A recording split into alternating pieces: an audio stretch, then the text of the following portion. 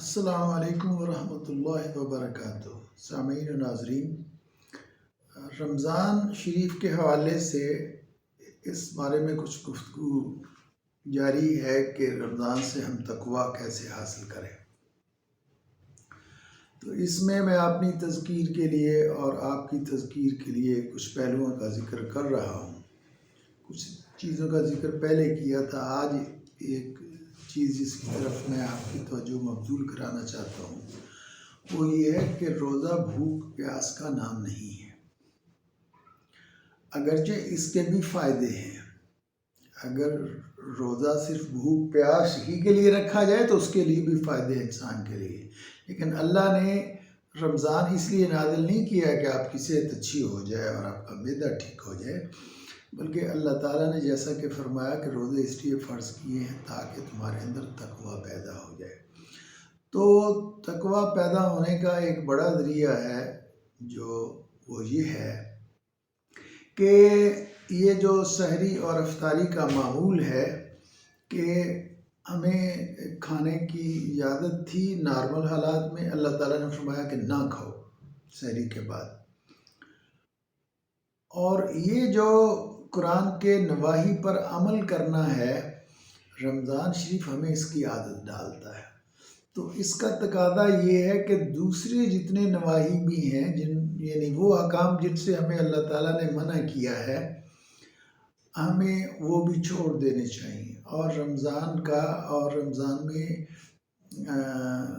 بھوکا رہنے کا یہ تقاضا ہے، یہ ہدف ہے، یہ مقصد ہے کہ ہم دوسرے نواحی سے بھی باز آ جائیں۔ چنانچہ نبی کریم صلی اللہ علیہ وسلم نے فرمایا کہ اللہ کو صرف بھوک پیاس مطلوب نہیں ہے، بلکہ یہ بھی ضروری ہے کہ تم اپنی مثال کے طور پر فرمایا کہ اپنی زبان کو قابو میں رکھو اور زبان کے گناہوں سے بچو، جھوٹ نہ بولو، غیبت نہ کرو، کسی کی چغلی نہ کھاؤ،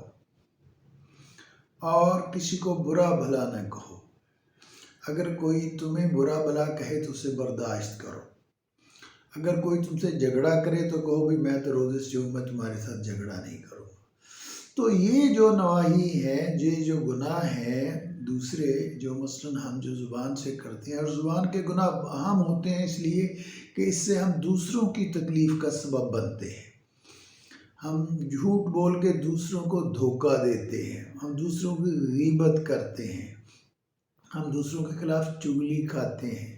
اور اس کا نتیجہ یہ ہوتا ہے کہ معاشرے میں اضطراب برپا ہوتا ہے، معاشرے میں فساد پیدا ہوتا ہے، بگاڑ پیدا ہوتا ہے، لوگوں کے دلوں میں ایک دوسرے کے لیے کدورتیں پیدا ہوتی ہیں۔ اس لیے اللہ تعالیٰ نے اس سے منع فرمایا کہ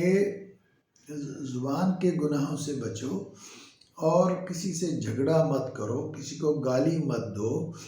اور اگر کوئی تمہارے ساتھ زیادتی کرے بھی تو پھر اس میں تم انوالو ہونے سے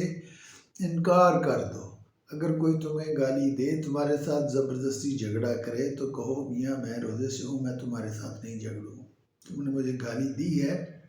میں روزے سے ہوں، میں تمہیں گالی نہیں دوں گا۔ اگر آپ اس پر عمل کر کے دیکھیں تو آپ محسوس کریں گے کہ اس پر نہ صرف یہ کہ آپ گناہ سے بچ گئے بلکہ دوسرے آدمی پر اس کے بڑے مثبت اثرات انشاءاللہ آپ ملاحظہ کریں گے۔ ممکن ہے اسی وقت وہ شرمندہ ہو جائے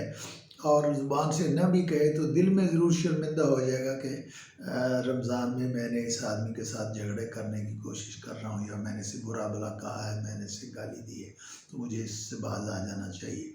تو یہ جو آپ کا مثبت رویہ ہے کہ آپ گالی کے جواب میں گالی نہیں دیں گے، جو جھگڑا کر رہے ہیں آپ اسے جھگڑا نہیں کریں گے، اس کے نہایت مفید اور تعمیری اثرات جو ہیں دوسرے مسلمان بھائی پر پڑھیں گے۔ تو اس لیے یہ ضروری ہے کہ رمضان شریف جو ہے جو ہمارے اندر یہ جو داعیہ پیدا کرتا ہے، ہمیں یہ جو پریکٹس کرواتا ہے کہ ہم اللہ تعالیٰ کے نواحی سے بچیں، تو یہ رمضان کے اس برکت والے پہلو کو ہمیں دوسری زندگی پر بھی اپلائی کرنا چاہیے،